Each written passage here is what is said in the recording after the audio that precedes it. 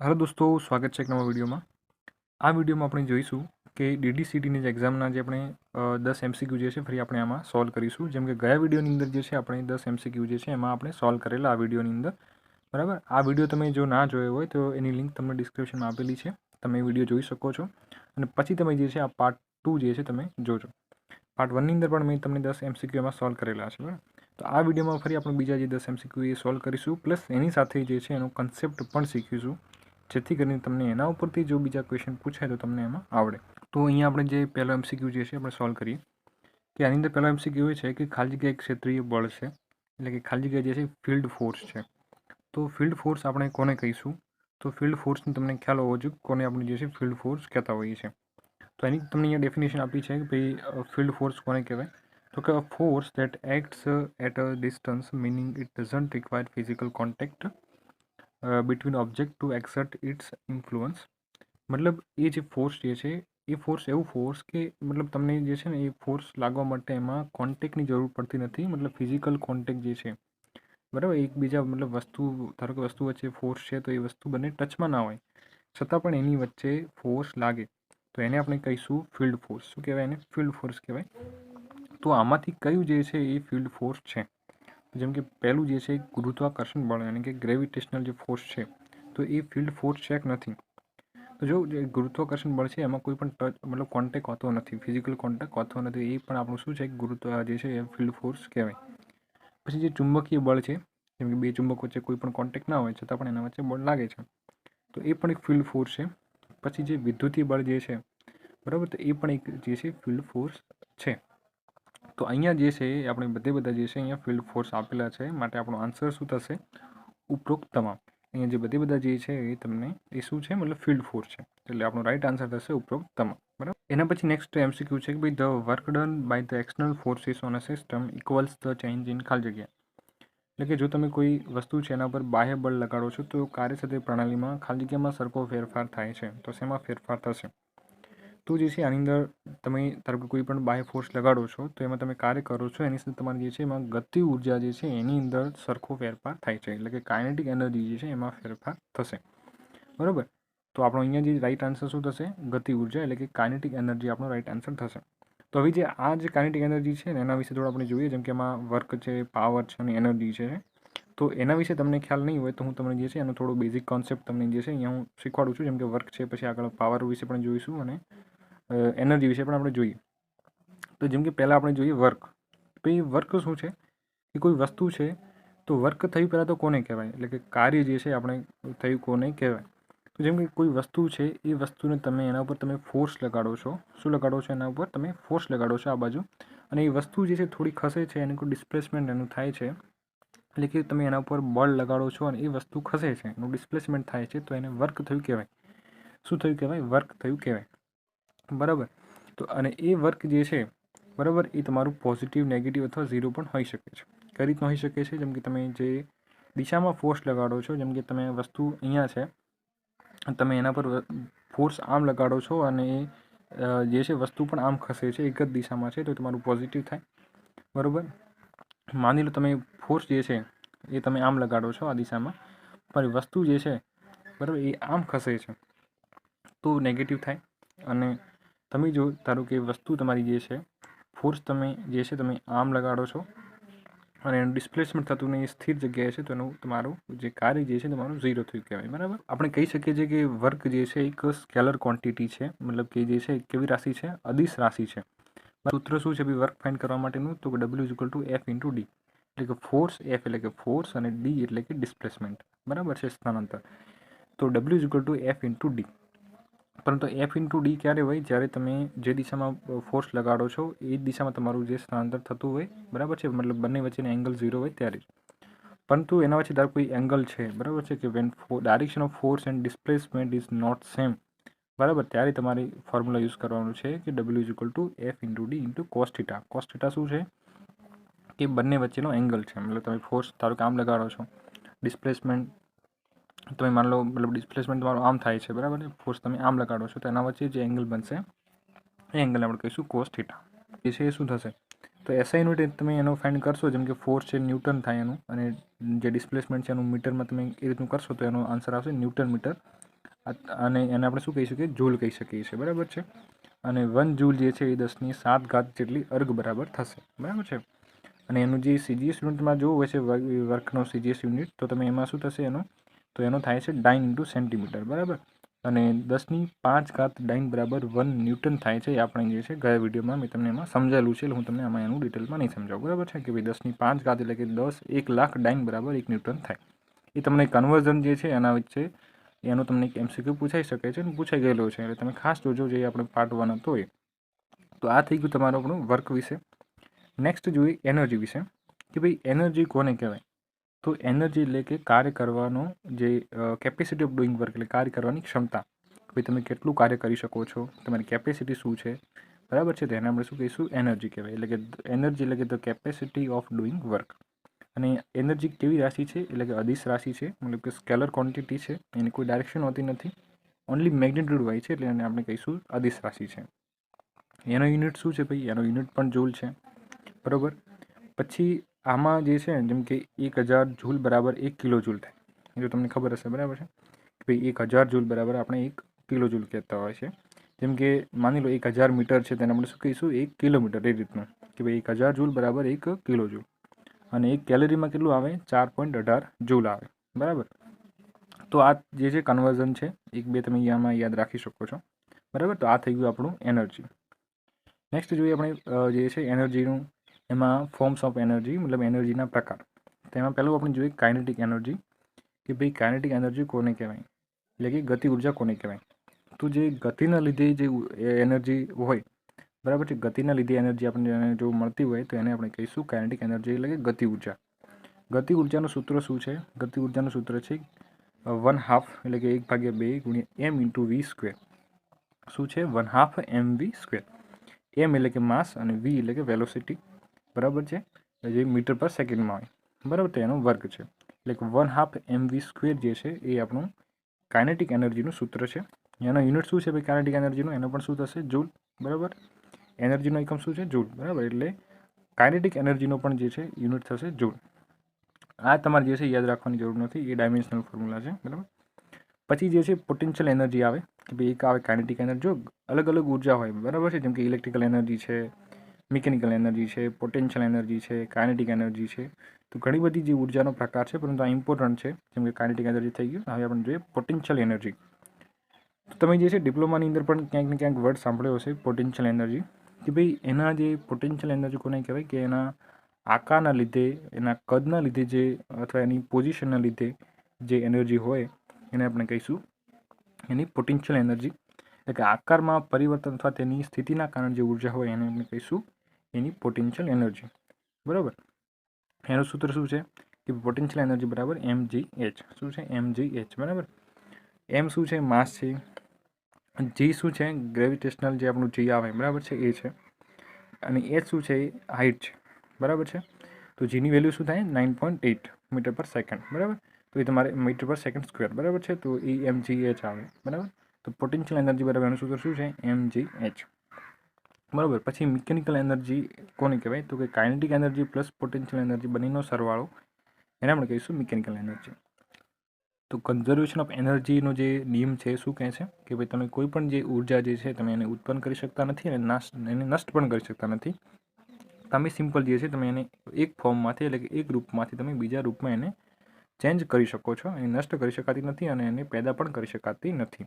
એ તમારો જે નિયમ થાય છે કન્ઝર્વેશન ઓફ એનર્જીનો થતો હોય છે, બરાબર. તો આટલી વાત થઈ ગઈ આપણી એનર્જી વિશે. નેક્સ્ટ જોઈએ આપણે પાવર વિશે. ભાઈ પાવર વિશે આગળ પણ આપણે એની ચર્ચા કરી ગયા પાર્ટ 1ની અંદર, છતાં પણ હું તમને એની થોડી માહિતી આપી દઉં. પાવર શું છે ભાઈ, પાવર એટલે કે રેટ ઓફ ડુઈંગ વર્ક, કાર્ય કરવાનો દર છે ભાઈ. જો આમાંથી MCQ આવી શકે છે ભાઈ, rate of doing work is equal to vote.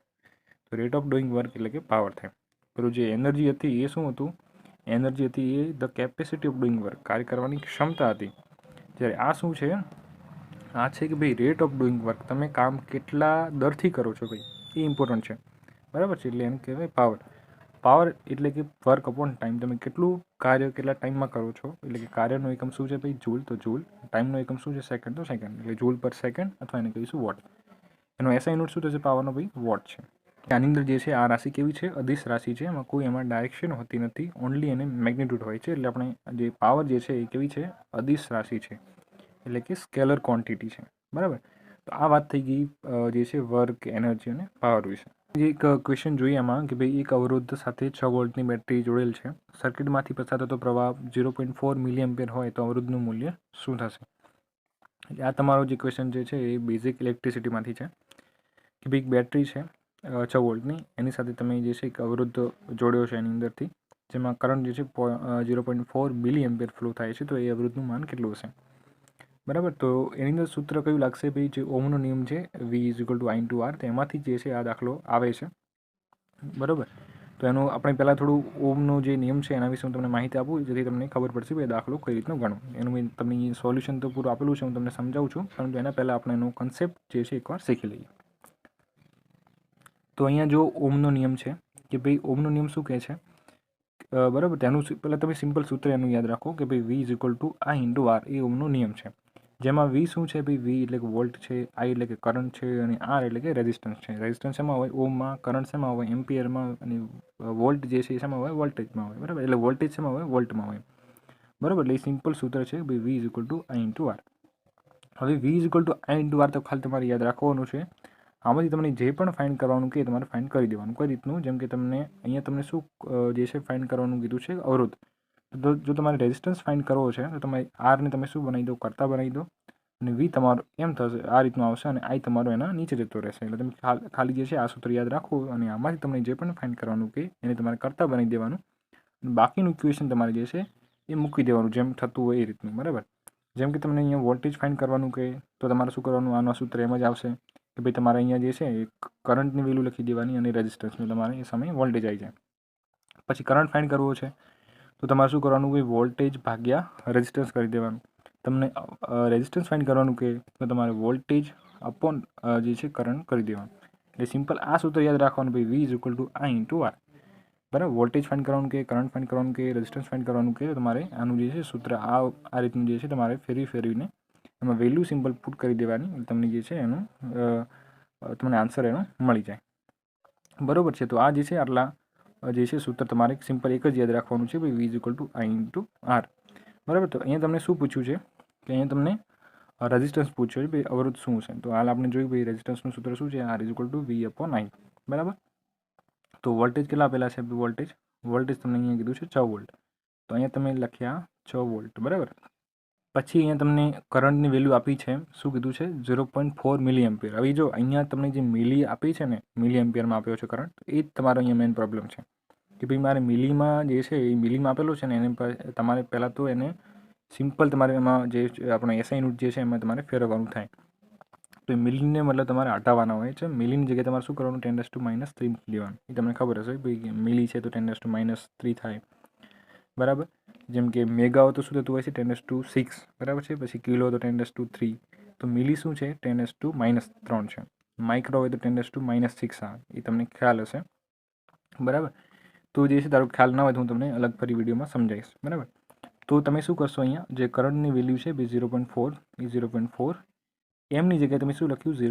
10⁻³ એટલે કે 10⁻³ બરાબર. આને તમે સિમ્પ્લિફાઈ કરી દો. સિમ્પ્લિફાઈ કરી તો થશે ભાઈ આ 4નો એક પોઈન્ટ હટશે તો એનો 10 જે છે અહીંયા એના નીચે આવશે, અને આ 10 -3 હતા તમે ઉપર લઈ જશો તો એ પ્લસ થઈ જશે, એટલે કે 10⁻+3 થશે. અને ફરી આ જે 10 હતા એ પણ તમે જે છે એને ઉપર લઈ જઈ શકો છો. તો હવે તમારે આનું સિમ્પ્લિફાઈ જે છે એનું કરી દેવાનું સિમ્પ્લિફિકેશન, તો તમને આન્સર એનો મળશે કે ભાઈ 15 × 10 એ તમારે જે છે 15 × 10⁻³ એ આન્સર મળશે. 10⁻³ છે ને એને એ રીતના રાખવાના છે, કેમ કે અહીંયા તમને આન્સર બધા છે કિલોમાં પૂછેલ છે. કિલો એટલે શું થાય? કોઈ પણની 10ની પાવર જે છે 3 થાય. એટલે તમારે 10ની પાવર 3 છે એ બરાબર એની જગ્યાએ કે લખી દેવાનું, અને 15 તમારે છે 15 એમના એમ, અને કે જે છે એ 10⁻³ એટલે કે એને કિલો કહેવાય. બરાબર. તો 15 કિલો તમારું જે છે અહીંયા આન્સર થશે. બરાબર. તો આ રીતનું તમારે સિમ્પલ ક્વેશ્ચન જે છે પૂછાય છે ભાઈ ઓમના નિયમ ઉપરથી કે ભાઈ કરંટ ફાઇન્ડ કરો, વોલ્ટેજ ફાઇન્ડ કરો, કાં તો રેઝિસ્ટન્સ ફાઇન્ડ કરો. મેન તમારે એક સૂત્ર યાદ રાખવાનું છે, અને એની અંદર મેન એ છે કે ભાઈ તમને મિલીમાં આપી દે, કોઈક જગ્યાએ માઇક્રોમાં આપી દે, તો એ તમારે એમાં થોડું પ્રોબ્લેમ થાય. એ ખાસ તમારે કન્વર્ઝન એનું ખાસ જોવાનું. ભાઈ માઇક્રો છે તો તમે એની જગ્યાએ શું લખશો? 10⁻⁻6. બરાબર. તો એ રીતનું ખાસ આમાં ધ્યાન રાખવાનું. આનો આપણો આન્સર થશે 15 કિલો ઓહમ. જો નેક્સ્ટ એમસીક્યુ છે પરમિટિવિટીનો એકમ ખાલી જગ્યા છે. પહેલાં તો પરમિટિવિટી શું છે? પરમિટિવિટી એટલે કે જે કોઈ પણ વસ્તુ છે એમાંથી ઇલેક્ટ્રિક ફ્લક્સ કેટલું પસાર થશે, મતલબ ઇલેક્ટ્રિક ફ્લક્સ પસાર થવા દેવાની ક્ષમતા એ પદાર્થની શું કહેવાય? એની પરમિટિવિટી કહેવાય. તો આ જે પરમિટિવિટી જે છે ને એ ઇલેક્ટ્રિકલ પેરામીટર છે, બરાબર છે. જેમને ઇલેક્ટ્રિકલ કરેલું છે એમને ખબર હશે. તો એનો યુનિટ શું છે? તો નોર્મલી જે એનો યુનિટ જે છે એસઆઈ યુનિટ એ શું છે ભાઈ? ફેરાડ પર મીટર છે. એનો શું છે? ફેરાડ પર મીટર, બરાબર. પરંતુ એની જે છે આપણે કઈ રીતનું એને લખી શકીએ છીએ? તો એને આપણે આ રીતનું લખી શકીએ છીએ, એટલે કે કુલમ્બનો સ્ક્વેર અપોન ન્યૂટન ઇન્ટુ મીટરનો સ્ક્વેર, બરાબર. એટલે અહીંયા આપણો આન્સર થશે એ ડી થશે. ખાસ જોવાનું કે કુલમ્બનો સ્ક્વેર અપોન એટલે કે ડિવાઈડની અંદર ન્યૂટન ઇન્ટુ મીટર છે. અહીંયા ડોટ આપેલું છે એનો મતલબ એવું નથી કે ભાગાકારમાં છે, એનો ડોટ મતલબ કે ગુણાકારમાં છે, એટલે કે C square upon N into M square, બરાબર છે. એટલે કે કુલમ્બનો સ્ક્વેર એટલે કે જે ચાર્જ એનો સ્ક્વેર ભાગ્યા ન્યૂટન ઇન્ટુ મીટરનો સ્ક્વેર, બરાબર. તો અહીંયા ખાસ ઓપ્શન જોવાનું છે ભાઈ, ડી આપણો અહીંયા આન્સર થશે. નેક્સ્ટ જોઈએ તો આના વિશે થોડું હું તમને સમજાવી દઉં ભાઈ પરમિટિવિટી શું છે. પરમિટિવિટી અને પરમિયાબિલિટી બે વસ્તુ આવે, બરાબર. તો પરમિટિવિટીનો આપણે હાલ જે યુનિટ જોઈએ શું છે? એનો ફેરાડ પર મીટર હોય છે, બરાબર, એનો એસઆઈ યુનિટ. જ્યારે પરમિયાબિલિટી છે એનો યુનિટ છે એ હેનરી પર મીટર. આ પણ ક્વેશ્ચન પૂછાઈ ગયેલો છે. શું? હેનરી પર મીટર એ શેનો યુનિટ છે? અથવા તો પરમિયાબિલિટીનો યુનિટ શું છે? હેનરી પર મીટર, બરાબર. તો પરમિટિવિટી એટલે કે ઇલેક્ટ્રિક ફ્લક્સ પસાર થવા દેવાની ક્ષમતા પદાર્થની, અને પરમિયાબિલિટી એટલે કે એક મેગ્નેટિક ફ્લક્સ પસાર થવા દેવાની ક્ષમતા પદાર્થની, એને કહેવાય પરમિયાબિલિટી. પરમિટિવિટી જે છે રિલેટેડ છે ઇલેક્ટ્રિક ફિલ્ડ વિશે, જ્યારે પરમિયાબિલિટી જે છે એ મેગ્નેટિક ફિલ્ડ વિશે એનું રિલેશન છે, બરાબર. એટલે એક ઇલેક્ટ્રિક ફિલ્ડ અને એક મેગ્નેટિક ફિલ્ડ, આ ખાસ ધ્યાન રાખવાનું કે ભાઈ પરમિટિવિટી પૂછે તો ફેરાડ પર મીટર, પરમિયાબિલિટી પૂછે તો હેનરી પર મીટર, બરાબર. અને આ જે છે ઇલેક્ટ્રિક ફિલ્ડમાં આવે, પરમિયાબિલિટી જે છે મેગ્નેટિક ફિલ્ડમાં આવે, અને એનો યુનિટ જે છે ખાસ યાદ રાખવાનો છે. નેક્સ્ટ જોઈએ કે ભાઈ ઇલેક્ટ્રિક ફ્લક્સ એટલે કે વિદ્યુત ફ્લક્સ જે છે ખાલી જગ્યા પર આધારિત છે. ભાઈ વિદ્યુત ક્ષેત્રની તીવ્રતા ઉપર, વિસ્તાર ઉપર, સપાટી અને વિદ્યુત ક્ષેત્ર વચ્ચેનો કોણ ઉપર કે ઉપરોક્ત તમામ ઉપર, તો શેના ઉપર ડિપેન્ડ કરે છે ભાઈ ઇલેક્ટ્રિક ફ્લક્સ છે? તો એટલે કે the electric flux depends on the ખાલી જગ્યા. તો જે છે તમે અહીંયા જોઈ શકો છો કે અહીંયા જે ઇલેક્ટ્રિક ફિલ્ડ ઇન્ટેન્સિટી છે એના ઉપર પણ એ ડિપેન્ડ કરશે, પ્લસ એનો આ એરિયા કેટલો છે એના ઉપર પણ ડિપેન્ડ કરશે, અને angle between the surface and the electric field. અહીંયા તમને આપેલું છે ભાઈ આ જે કોણ છે, બરાબર, બે વચ્ચે એંગલ જે છે, એટલે કે angle between the surface and the electric field, એ એના એંગલ ઉપર પણ ડિપેન્ડ કરે છે. એટલે અહીંયા બધા તમારા ઓપ્શન જે છે રાઈટ થશે. એટલે આપણે અહીંયા સાચો આન્સર શું થશે ભાઈ? કે ઓલ ઓફ ધીસ, એટલે કે ઉપરોક્ત તમામ, એટલે કે વિદ્યુત ક્ષેત્રની તીવ્રતા ઉપર પણ, વિસ્તાર ઉપર પણ, અને સપાટી અને વિદ્યુત ક્ષેત્ર વચ્ચેનો કોણ ઉપર પણ એ ડિપેન્ડ કરે છે. કોણ? ઇલેક્ટ્રિક ફ્લક્સ, બરાબર. એના પછીનો જે નેક્સ્ટ ક્વેશ્ચન છે ભાઈ અવરોધના વ્યસ્તને ખાલી જગ્યા કહે છે, એટલે કે inverse of resistance is known as watt. તો મેં તમને જે પાર્ટ 1 ની અંદર પણ કીધું હતું કે ભાઈ રેઝિસ્ટન્સનો ઇનવર્સ શું છે, એટલે કે રેઝિસ્ટન્સનો વ્યસ્ત શું છે? કંડક્ટન્સ છે. શું છે? કંડક્ટન્સ, બરાબર. એટલે કે રેઝિસ્ટન્સ શું કરે છે? જે છે કરંટને વિરોધ કરે છે. હું તમને આનું હાલ સમજાવું છું, પરંતુ આનો આન્સર શું થશે ભાઈ? રેઝિસ્ટન્સના ઇનવર્સને શું કહેવાય? કંડક્ટન્સ. કરંટ ના કહેવાય, સ્પેશિયલ રેઝિસ્ટન્સ ના કહેવાય, વોલ્ટેજ ના કહેવાય, એને શું કહેવાય? કંડક્ટન્સ કહેવાય. અને કંડક્ટિવિટી આ બંને અલગ છે. મતલબ કંડક્ટન્સની શું હોય? કંડક્ટિવિટી હોય. જેમ કે રેઝિસ્ટન્સની શું હોય? રેઝિસ્ટિવિટી હોય, બરાબર. તો રેઝિસ્ટન્સનું જે ઇન્વર્સ છે એટલે કે એનું વિરુદ્ધાર્થી શું છે? કંડક્ટન્સ, બરાબર. આન્સર થશે કંડક્ટન્સ. આના વિશે થોડી આપણે માહિતી જોઈએ અહીંયા કે ભાઈ જી જે છે એ કંડક્ટન્સ કહેવાય. જીને શું કહેવાય? કંડક્ટન્સ. જી જે છે ને એ 1/r છે, એટલે કે એનો ઇન્વર્સ છે. અને કંડક્ટન્સનો એકમ શું થાય કે ભાઈ મો, અથવા તેને કહેવાય સિમેન્સ. શું કહેવાય? સિમેન્સ, બરાબર. કંડક્ટન્સનો યુનિટ કહે તો શું છે? સિમેન્સ. અને રેઝિસ્ટન્સનો યુનિટ કે શું છે? રેઝિસ્ટન્સનો યુનિટ છે ઓમ છે. શું છે? ઓમ. ત્યારે કંડક્ટન્સનો એનો ઊંધો છે, શું એને શું કહેવાય? મો કહેવાય. શું કહેવાય? મો. અને પછી એમાં જે છે કંડક્ટિવિટી, જેમ કે રેઝિસ્ટન્સ હોય તો એને શું કહેવાય? રેઝિસ્ટિવિટી એની હોય. જેમ કે કંડક્ટન્સ છે એની શું હોય? કંડક્ટિવિટી હોય. એટલે કે એની પસાર થવા, મતલબ એમાંથી કેટલો કરંટ ફ્લો થઈ શકે છે, બરાબર. તે રેઝિસ્ટન્સ એને શું કરે છે? એનો વિરોધ કરે છે, જ્યારે કંડક્ટન્સ જે છે એને ઇઝીલી ફ્લો થવા દે છે. તો કંડક્ટિવિટી જે છે એને કહેવાય સિગ્મા. તો સિગ્મા જે છે એ 1/, રેઝિસ્ટિવિટી હોય, બરાબર. 1/, શું હોય? રેઝિસ્ટિવિટી, બરાબર. અને રેઝિસ્ટિવિટીનો યુનિટ શું થાય છે? રેઝિસ્ટિવિટીનો યુનિટ જે છે ઓમ ઇન્ટુ મીટર થાય છે. હું તમને આગળ એની માહિતી આપું છું આની અંદર, બરાબર છે. પરંતુ અહીંયા તમને આપ્યું છે એટલે હું તમને સમજાવું કે કંડક્ટિવિટી જે છે એ 1/, રેઝિસ્ટિવિટી થશે, બરાબર. તો જે છે તમારે આટલું યાદ રાખવાનું છે કે કંડક્ટન્સ જે છે રેઝિસ્ટન્સનું ઇન્વર્સ છે.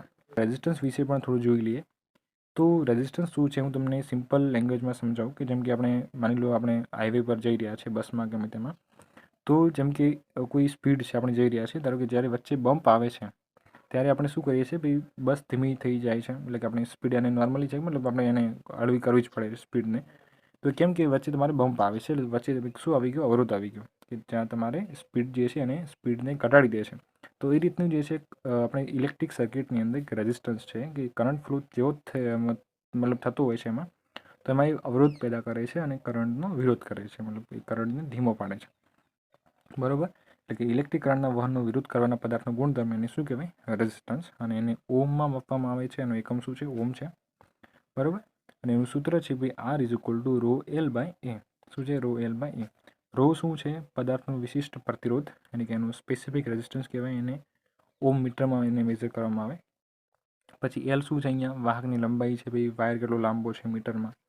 પછી એ શું છે, અહીંયા એ છે ભાઈ વાહકનું આડછેદનું ક્ષેત્રફળ જે મીટર સ્ક્વેરમાં હોય, કેટલો એ વાયર જાડો છે, એનો ક્રોસ સેક્શન એરિયા કેટલો છે એ. બરાબર, તો આ થઈ ગઈ કે રેઝિસ્ટન્સની બેઝિક માહિતી. એટલે તમને ખબર પડે કે ભાઈ જે અવરોધો છે એનો વ્યસ્ત શું છે ભાઈ, કંડક્ટન્સ છે. બરાબર, તો આઈ હોપ કે તમને કંડક્ટન્સમાં અને રેઝિસ્ટન્સમાં ખબર પડી છે. નેક્સ્ટ અહીંયા તમને એક એમસીક્યુ છે કે ભાઈ 10 ઓમ અને 20 ઓમના બે અવરોધોને સમાંતરમાં જોડવાથી, એટલે કે સમાંતર જોડાણથી જોડેલા હોય તો એમનો સમતુલ્ય અવરોધનું મૂલ્ય શું થશે. એટલે કે માની લો તમારી પાસે બે અહીંયા રેઝિસ્ટન્સ છે, જેમ કે 10 ઓમ છે અને બીજો છે 20 ઓમ અને 10 ઓમ, બંનેને પેરેલલ કનેક્ટ કર્યા છે, તો એનું ઇક્વિવેલન્ટ રેઝિસ્ટન્સ શું થશે.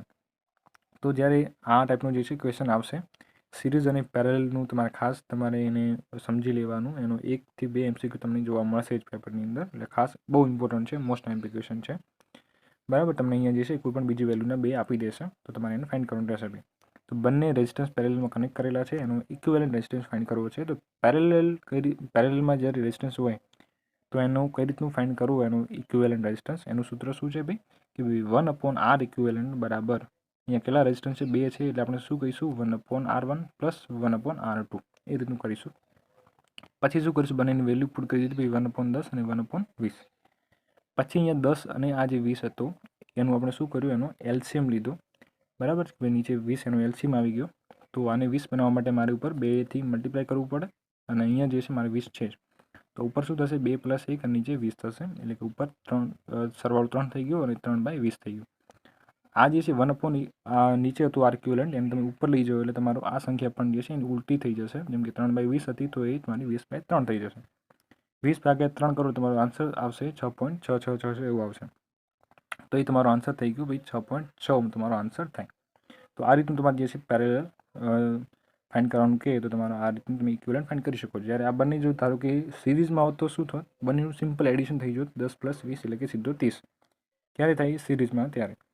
જો તમારે શીખવું છે ડિટેલમાં કે ભાઈ સિરીઝ અને પેરેલલનું કઈ રીતનું કરવું, તો હું તમને કમ્પ્લીટલી એક વિડીયો આપણે અલગથી બનાવીશું, જેમાં હું તમને મતલબ આપણે હાથે હું તમને લખીને જે આપણે વિડીયોમાં સમજાવીશું અલગ અલગ એક્ઝામ્પલથી, ભાઈ આ રીતનું તમારે થાય. બરાબર, તો એના માટે તમે કોમેન્ટ કરજો, તો હું એ વિડીયો પણ બનાવીશ.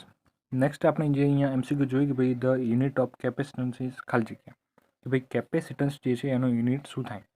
તો કેપેસિટન્સ જે છે એનો અહીંયા ફોર્મ્યુલા હોય છે, સૂત્ર હોય છે ભાઈ, C is equal two Q/V.